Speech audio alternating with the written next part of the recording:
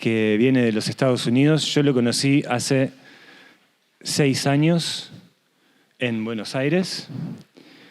Y una de las cosas que teníamos en común en Buenos Aires era que los dos usábamos championes Adidas. Y lo que seguimos teniendo en común es el gusto por los buenos zapatos, que los pueden ver en este mismo momento. La primera vez que yo leí a Jamie fue leyendo El cielo de los animales, que es un gran libro de cuentos. Yo soy muy amante de los cuentos en general y de los cuentos escritos por norteamericanos, por escritores estadounidenses. Hay una gran tradición de cuentistas norteamericanos, entre los que se cuentan Francis Scott Fitzgerald, Ernest Hemingway, Flannery O'Connor, Grace Paley. Es interminable la lista. Salinger, Carver, John Cheever. Y cuando leía a Jamie, pensé, he aquí otro que se inscribe en esta gran tradición. Se los recomiendo mucho, el libro de cuentos de Jamie. Mi primera pregunta para Jamie sería, ¿vos alguna vez aspiraste a formar parte de esta gran tradición de escritores de cuentos norteamericanos? ¿Quiénes son los escritores de esta tradición que sentís que más te influyeron o de los que más robaste? Si nos puedes contar sobre eso. Yeah, thank you. Can you hear me? Is this on? Muchas gracias. ¿Me pueden escuchar? No. Yep. Hello? Yeah? Good? Okay. Hi, thank you. Well, first of all, thank you very much for being here tonight. I appreciate it. As Daniel said, we met 6 years ago, and I've since become a huge fan of his work. Only one of his novels, Older Brother, has been translated into English, but I read it this month, and I'm still haunted by it. We've been talking about it today, and I think our novels have a lot in common. Bueno, primero que nada quiero agradecerles a todos por recibirme. Como Daniel bien dijo, nos conocimos hace 6 años y realmente me volví un gran admirador de su trabajo. La única novela que ha sido traducida al inglés de Daniel es El hermano mayor, y realmente me encantó y realmente recomiendo todas sus otras novelas. So I don't know if when I began writing, I consciously thought about the canon of those amazing writers, but I can definitely speak to being influenced, particularly by Flannery O'Connor and by Raymond Carver. I grew up in Georgia, and my parents have a lake house that is 20 minutes from Flannery O'Connor's home, Andalusia. And then in college, I read a lot of Raymond Carver, and I think my career has been this attempt to fuse Carver's spare prose style with Flannery O'Connor's setting and her preoccupation with family and faith in the South. Bueno, sí, realmente cuando empecé a escribir, escuché mucho sobre este canon literario que Daniel mencionaba. Y cuando yo nací en Georgia y mis padres tenían una casa cerca del lago, a 20 minutos de la casa de Carver, leí mucho, influyó mucho sobre mi carrera. De alguna manera traté de fundir el trabajo de Carver con el de O'Connor y su preocupación por la familia y la fe. De Flannery O'Connor en particular, ¿dirías que hay algo también de lo que es el lado grotesco de la vida y también esta cuestión religiosa, esta visión moral o cierta perspectiva moral sobre la conducta de los seres humanos? ¿Hasta qué punto ahora, en el siglo XXI, esa visión como con un filtro religioso es absorbida o es bien recibida en los Estados Unidos de este tiempo? Yeah, growing up in the southeast United States, especially growing up in Georgia, the whole state is very much influenced by religion. Flannery O'Connor is an interesting case because she was Catholic, but most of the southeast U.S. is evangelical Protestant, Southern Baptist. Bueno, sí, realmente viviendo en el sureste de Estados Unidos, hay una gran influencia de la religión. El caso de O'Connor es interesante porque es católica, pero hay una gran influencia evangélica en la región. But her influence definitely creeps into my work. I think about her story, Good Country People, and the leg, and then I wrote the story Amputee about a girl with one arm. And in that same story, Amputee, it's about a young man who's deconverting from Mormonism, which is a big part of your novel as well. Y bueno, también hay una gran influencia que también ha influido sobre mi trabajo, especialmente en el cuento La Amputada. Y también tenemos una historia de alguien que se escapa de los mormones, que también ha sido gran influencia en tu trabajo. Did you feel that growing up Mormon influences your work still today? ¿Vos sentiste que esa relación con los mormones influyó tu trabajo también? Yo siento que influyó en muchos aspectos de mi ser. En cuanto a la escritura, a ver, yo empecé a amar la escritura cuando mis padres me regalaron un cuaderno para llevar un diario personal. Por prescripción de la iglesia, porque nosotros, los mormones, son los santos de los últimos días.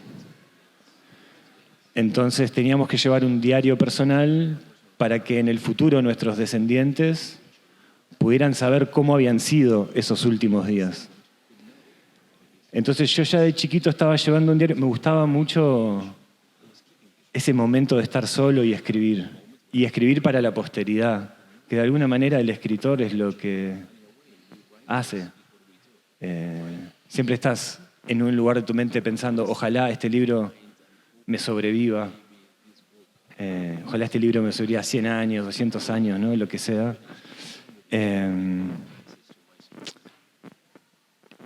O sea que incluso por ahí puedo ver la influencia del mormonismo en mi amor por el escribir. Siento que también puede haber algo de influencia. Mis primeros libros son muy violentos, ponele, ¿no? Y la primera vez que los leyeron mis padres, por ejemplo, gente que me conocía, una de las preguntas que se hacían es cómo esto podía haber salido de mí, que yo era una persona muy, muy buena y angelical, y creo que en parte capaz que, no lo puedo decir 100%, ¿no? Pero puede ser que una crianza que apunta mucho a reprimir y a normatizar todo, empiece a crear ciertas imágenes monstruosas, tienen que ver con el tapar, con el tener que ser bueno, con el plantear todo como una zona de tentación que tiene que ver con el sexo, con todas esas cosas. O sea que capaz que sí, en parte fue como un motor, ¿no? Como generó una galería de monstruos, digamos, que luego hubo que sacar. ¿Te podés identificar vos con eso también? Oh, that resonates so hard. I completely identify with that. I didn't write in a journal. I didn't write much at all until my 20s, but I drew. I wanted to be an artist or an illustrator. And even when I was going to church and I was the good boy, I'm told I would draw the most horrific things, like terrible monsters doing violent acts to people. Sí, realmente me siento muy, muy identificado, resuena muchísimo lo que estás diciendo. Yo como hasta los 20 no escribía. A mí me gustaba escribir, me gustaba dibujar, quería ser ilustrador. Pero aún cuando iba a la iglesia y era un buen muchacho, siempre pensaba en todos estos monstruos imposibles. Yeah, I think even the most amateur analyst or psychologist could see that repression trying to find an outlet. Creo que obviamente hasta el más inexperiente de los psicólogos se daría que de alguna manera eso era como una especie de la represión intentando salir. So you've talked about it briefly and written about it in the novel I read. How do you turn off that filter in your brain of knowing that the parents who raised you, the people who expect you to be a certain way, will be shocked or disturbed by the images and the subject matter that you write about?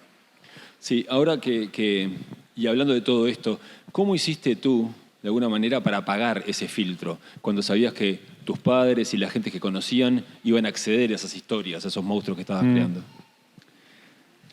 Creo que esa fue la primera prueba para mí. Cuando yo estaba escribiendo mi primer libro, que todavía no sabía que estaba escribiendo un libro, yo estaba llevando un diario personal, tenía 19 años y estaba angustiado, enojado, deprimido. Y empezó a salir toda esa negrura y aparecían mis padres, en particular mi padre y mi madre, retratados de una forma bastante oscura, y el comportamiento del narrador también era todo lo contrario a bueno. Enseguida pensé, ¿qué van a decir mis padres si leen esto? ¿No? Y ese fue el momento en el que supe que no me podía importar, o que al menos eso no podía ser causa de que yo no escribiera lo que tenía que escribir. Si mi libertad en el mundo había sido coartada por los reglamentos de mis padres o de la religión, eso no podía llegar al lugar de intimidad que yo tenía en mi cuarto con mi cuaderno. O sea, escribir, yo tenía que poder ser libre por lo menos escribiendo. En un punto eso fue lo que creo que me educó, y hasta hoy es una de las reglas básicas para mí. Me tengo que poder meter con lo más sagrado a la hora de escribir. Tengo el derecho de meterme con lo más sagrado sin importar lo que vayan a decir ninguna autoridad. ¿A vos eso te pasó al escribir? De decir, ups, a ver qué va a decir papá, qué va a decir mamá, qué van a decir mis hermanos. ¿Cómo fue? Yeah, for me, it wound up just being with my mother. My father is not much of a reader, and so I don't think he's read most of what I've written. Which at first hurt my feelings, but I've come around and realized like it doesn't have to be something I'm sad about. Bueno, primero que nada, esto es más que nada con mi madre, porque mi padre no es un gran lector. Creo que de hecho no leyó casi nada de lo que escribí, que al principio hirió mis sentimientos, pero después, bueno, como que me fui acostumbrando. With my mother, it was different. She was very disturbed by my early story publications. She said, "You're very talented," but then she gave me like that. Without knowing it, I was laughing because she gave me the line from Spider-Man. She was like, basically, with great power comes great responsibility. You must be careful not to misuse your power. Bueno, en realidad con mi madre fue muy distinto porque mi madre quedó muy, muy preocupada cuando empezó a leer mis primeras publicaciones y casi que me tiró la frase del hombre araña, la de que con un gran poder viene una gran responsabilidad y tenés que tener cuidado de lo que haces con tu gran talento, me decía. So early on, I don't know why, I think because I wanted her to be proud of me, I would send her my stories before they were published, and then if she was critical of them, I would get in my own head about them. And so I quickly realized I just don't need to send her anything until it's published. Once it's published, she can say whatever she wants. It won't change it. So I give myself the freedom now to never show her my work until it's in a book. Entonces al principio lo que hacía, para que se sintiera orgulloso de mí, le compartía mis materiales antes de que lo publicaran. Y después lo consideraba según su opinión. Después me di cuenta, claro, que no tenía por qué depender de su opinión. Y una de las cosas que aprendí fue esa, sentirme libre como para no tener que mostrarle mi trabajo antes de publicarlo. Sí, a mí me pasó parecido me acuerdo que mi padre tenía también el discurso este de, tenés un talento, ¿por qué no lo usás para escribir libros edificantes? Esa era su palabra, ¿no? Like edifying. Y siempre me quedó en el fondo esa pregunta, todavía me queda de vez en cuando, ¿viste? A ver, ¿qué es un libro edificante? Un libro que honre la vida. ¿Pero qué quiere decir exactamente honrar la vida? ¿Quiere decir dejar de lado la oscuridad, la maldad? Eso ya me deja de parecer edificante. Creo que hay como una, capaz que hay también en el escritor como una cosa amoral que se necesita para poder escribir. Por ejemplo, tenés que ser capaz de apropiarte de las vidas de otros, robarles anécdotas, características. Hay como una cosa un poco de estar jugando del lado del mal. Y estamos hablando con un lenguaje que tiene algo de religioso, ¿no? El bien, el mal. Que yo no sé si eso no es parte también de lo que yo heredé de la religión. Un lenguaje con el que hablar de las cosas fundamentales de la vida. Porque yo por un tiempo empecé a odiar la religión. Y después me di cuenta de que nada más diseñaron como un lenguaje que es súper útil para hablar de lo que importa. No sé si vos hoy estás... hablábamos un poco antes, ¿no? En tu última novela, por ejemplo, en Lake Life, va apareciendo Dios cada vez un poquito más. ¿Hasta qué punto has dejado entrar a Dios o a la religión o a la religiosidad en tu escritura sin ponerla en un lugar de denigrarla o rechazarla, como a veces le pasa a los ex religiosos que se ponen en contra por completo, ¿viste? Y ¿se entiende? Yeah, absolutely. I think that, you know, when I write, I feel like writers have a duty to the truth of what we see actually happening in the world. And so I try to worry less about, you know, is this book moral? Is it risking being evil than the evil of representing a world that doesn't exist?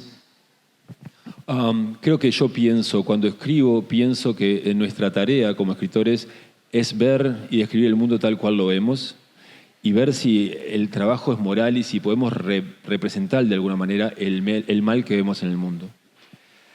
It's kind of like this question of, you know, happy endings versus tragedy. If you think a story has a happy ending, fast forward. Like the ending of every story is, and then they died. Like all of life is tragic. We're all going to die. It's going to be sad.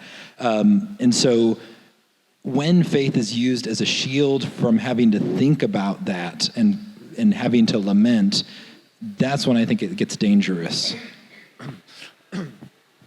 Creo que si el final es un final feliz o una tragedia, si el final es feliz, ve adelante y lo podés hacer perfectamente, porque en el fondo son todas historias tristes porque todos terminan muriendo. Yo creo que el problema es cuando utilizamos la fe como un escudo para protegernos de esas tragedias.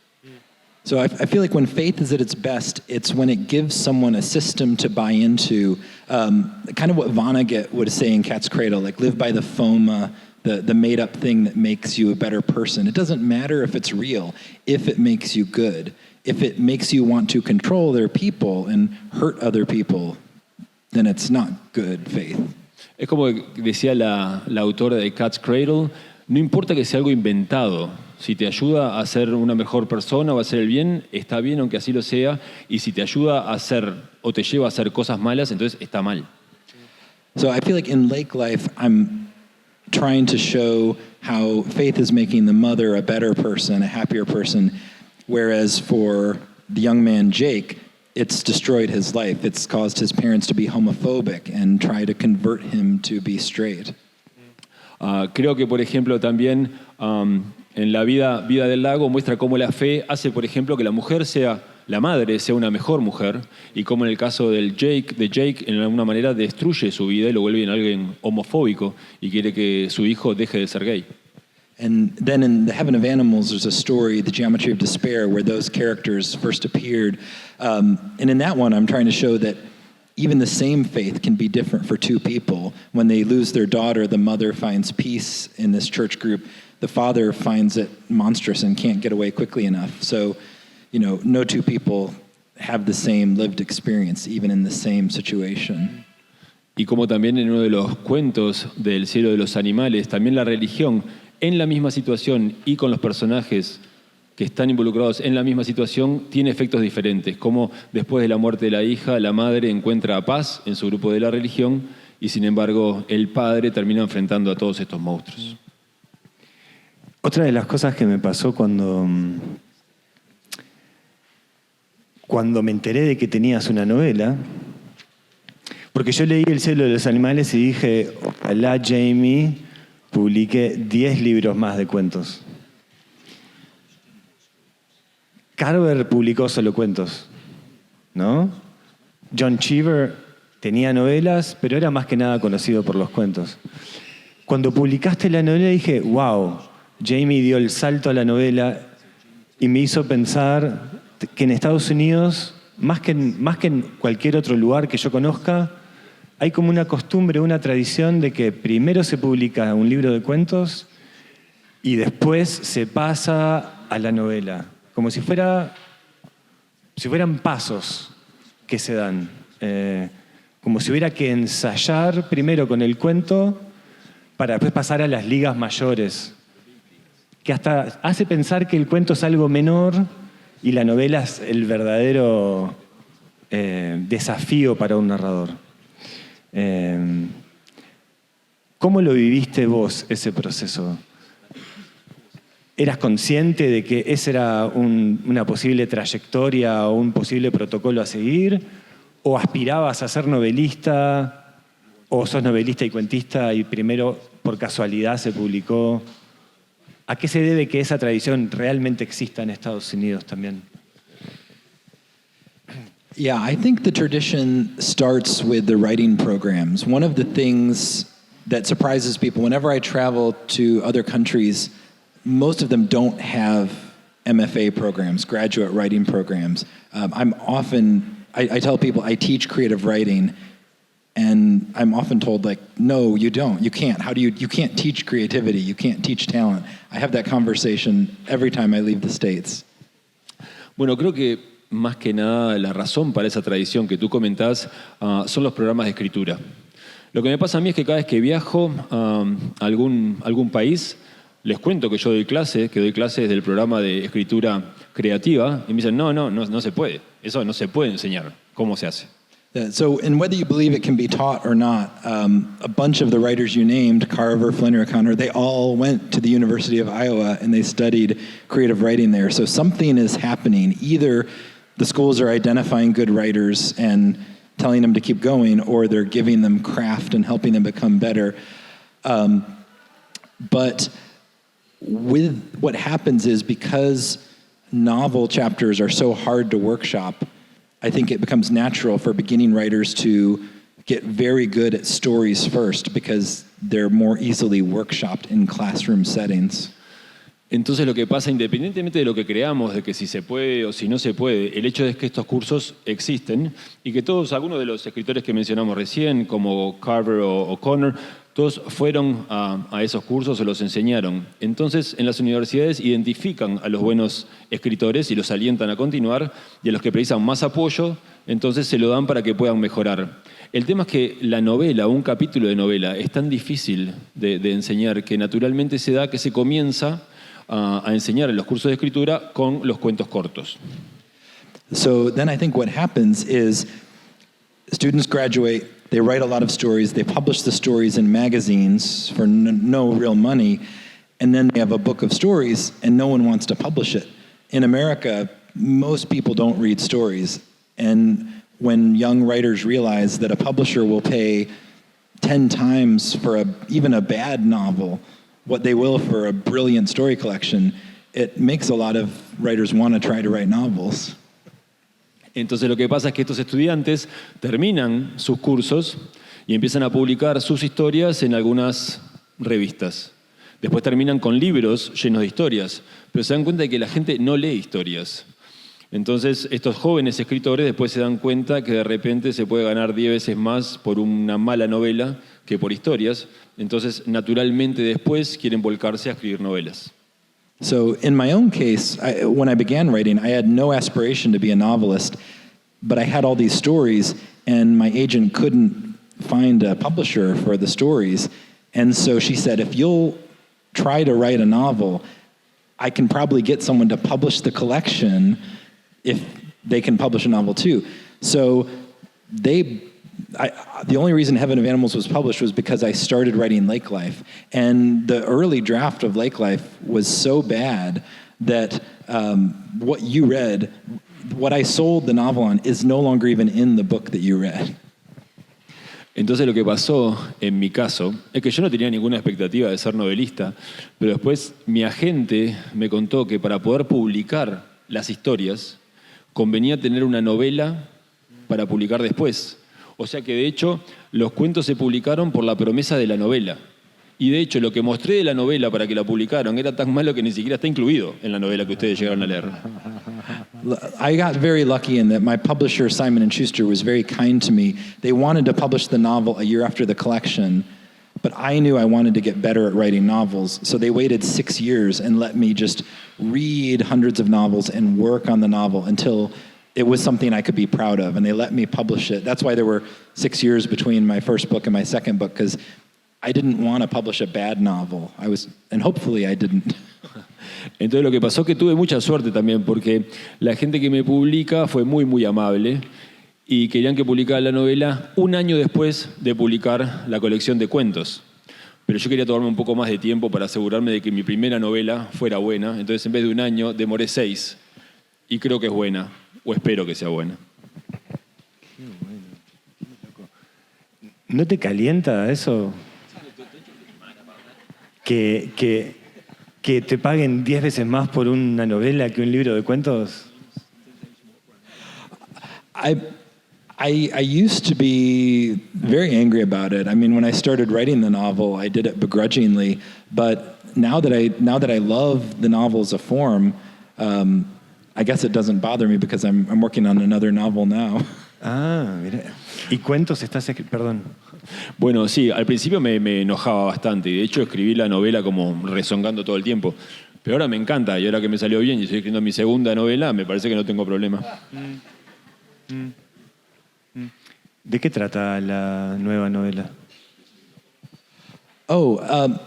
Sure. So the new novel I'm working on, it's set in Florida. I've lived in Florida in the United States now for 12 years. And during the pandemic, actually, in the summer of 2020, everything in Orlando was closed. Even the parks and the swimming pools were closed. Bueno, la novela ocurre en Florida, en Estados Unidos. Hace 12 años que vivo en Florida. Y de hecho, durante la pandemia, el verano de 2020, todo estaba cerrado, desde las piscinas a los parques. So we had 2 young children, and we didn't know what to do with ourselves. So we found this small lake in Chulliota, Florida, called Lake Mills. And it was probably full of alligators. It was probably not safe to swim in, but we swam in it anyway. And one day we were at the lake, and I saw this large family show up. Bueno, entonces teníamos 2 nenas chiquitas en ese momento. Íbamos a un pequeño lago que había en Florida, lleno de cocodrilos. Me parece que no era el mejor lugar para llevar a las nenas, pero nadábamos igual ahí. Y vimos una familia con muchos integrantes. And I don't remember how big the family was, but in my imagination, they had 12 children, and I saw them as these kind of 12 disciples. And so I wanted to write a story about a a deeply evangelical patriarch of a family who has 12 kids and is trying to control them through his belief in God. And so in some ways it's like Lake Life, where it's a family novel set in the South. But it's going to go in a new direction, because I really feel like I have something to say about the dangers of religion to a stronger degree than I said it in Lake Life. Bueno, y no me acuerdo al final cuántos niños eran, pero en mi imaginación eran como 12 niños, casi como los discípulos. Entonces empecé a imaginarme este patriarca evangelista que tenía 12 niños y que trataba de controlarlos a través de la creencia en Dios. La novela tiene lugar en el sur, pero ahora está agarrando como una nueva dirección, porque me parece que quiero explotar un poco más eso de los peligros de la religión.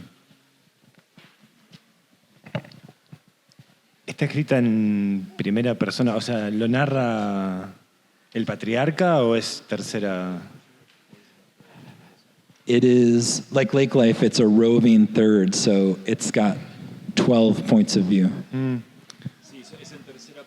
Es en tercera persona, igual que La vida del lago, pero tiene 12 puntos de vista distintos. After Lake Life, I had 6 points of view. I said, I'll never do that many again, and now I'm doing 12. Después de escribir La vida del lago, que tiene 6 puntos de vista, dije, nunca más vuelvo a hacer esto. Y ahora estoy escribiendo una con 12. Qué loco. Y de los escritores de esta otra tradición también que existe, ¿no?, en Estados Unidos, de los grandes escritores sureños, desde William Faulkner, de vuelta Flannery O'Connor, Truman Capote, ¿sigue existiendo algo así como una literatura del sur de los Estados Unidos, como lo podía haber en los 30, 40, 50? ¿O el tiempo, la globalización, o qué sé yo, ha borroneado un poco más esas fronteras?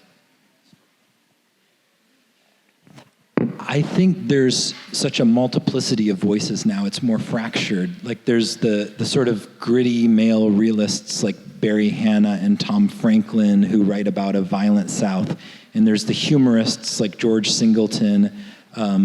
There's a lot of women writers who write about the contemporary suburban South like Jill McCorkle or Lee Smith.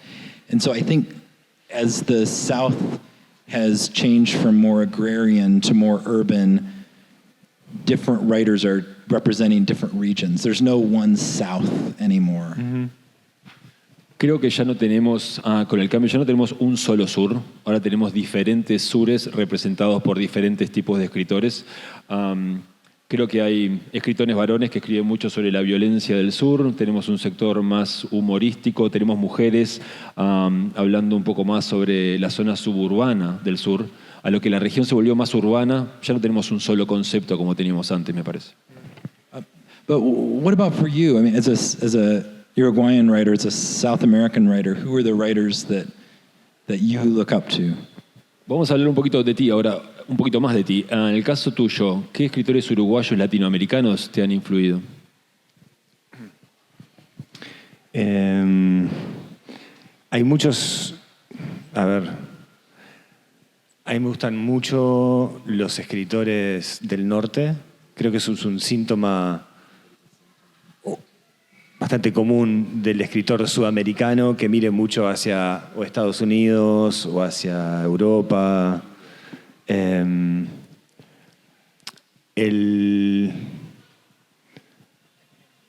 60-70% de los libros que se publican en español son traducidos de otros idiomas.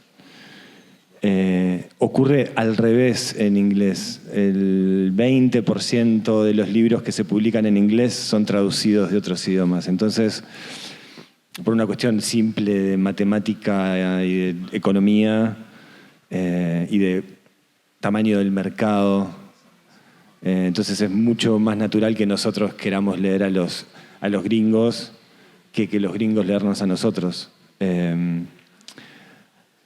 Así que yo mamé bastante de los escritores norteamericanos en particular, en parte por mi crianza. Fui a una escuela norteamericana, to the Grand American School, acá. Ya tengo como una cultura un poco gringa. para mí igual fue sorprendente descubrir que los escritores del sur, de Sudamérica, también eran buenos. ¿Viste? Porque hay como una especie de cosa de, bueno, los buenos son los franceses, los gringos, los ingleses, y de repente descubrir a Mario Lebrero, descubrir a Juan Carlos Onetti, que son uruguayos, descubrir a Marosa Di Giorgio, descubrir a Borges. Fue solo empezando a leer a esos escritores que realmente me nació el deseo y la confianza para poder escribir. Y darme cuenta de que es como cuando sos niño a veces. A veces cuando sos niño te parece que el rock and roll solo suena bien en inglés. Y después creces un poquito y escuchás a rock en español y te das cuenta que también lo hay. Es como una barrera que hay que romper, que creo que está bastante generalizado cuando perteneces a esta parte del mundo, como una especie de sentimiento de inferioridad que los argentinos no tienen, por suerte. Son el único país que conozco del hemisferio sur que creen que tienen incluso una mejor literatura en el siglo XX que los ingleses o incluso los norteamericanos. Eso es algo en parte saludable que creo que estaría bueno que empezáramos a adoptar también. Lo que pasa es que Estados Unidos produjo muy buena literatura en el siglo XX, o sea, realmente. No sé si respondí tu pregunta. Oh yes, yeah, because I was asking about Uruguayan writers. About Uruguayan writers. Yeah. Aparte de mí, ¿conoces algún otro escritor? Ahí toma, te devuelvo.